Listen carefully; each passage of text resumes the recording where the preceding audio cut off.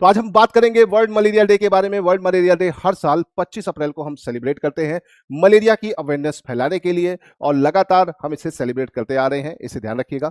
तो 25 अप्रैल malaria day, world malaria day है।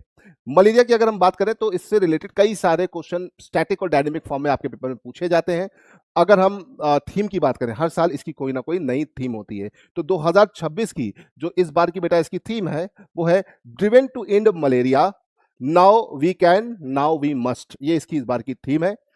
अगर हम बात करते हैं मलेरिया, तो मलेरिया एक ऐसी बीमारी है जो मच्छर से फैलती है। एक टाइम पे इसका आतंक काफी ज्यादा था, बट अभी धीरे धीरे करके हमने इसको कंट्रोल कर लिया है। अब ये कौन से मच्छर से फैलती है? Anopheles mosquito, female anopheles mosquito. याद रखिएगा, खून पीने का और काटने का काम कौन करता है? फीमेल करता है। फीमेल मॉस्किटो एनोफिलीज, याद रखिएगा।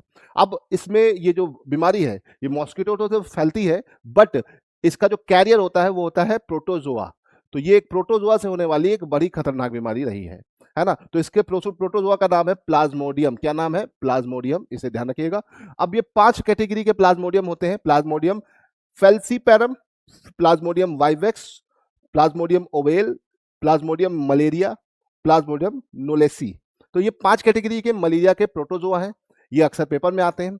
अगर हम इंडिया के पॉइंट ऑफ व्यू से बात करते हैं, है ना, तो इंडिया के पॉइंट ऑफ व्यू से हमारे लिए ये वाइवेक्स ही हमारा इंपॉर्टेंट है। पेपर में यही पूछा जाता है, इसका नाम ही आता है। लेकिन सबसे डेंजरस जो होता है ये पहला वाला है। ये सबसे डेंजरस है, याद रखिएगा, सबसे खतरनाक है। याद रखने की बात है ना।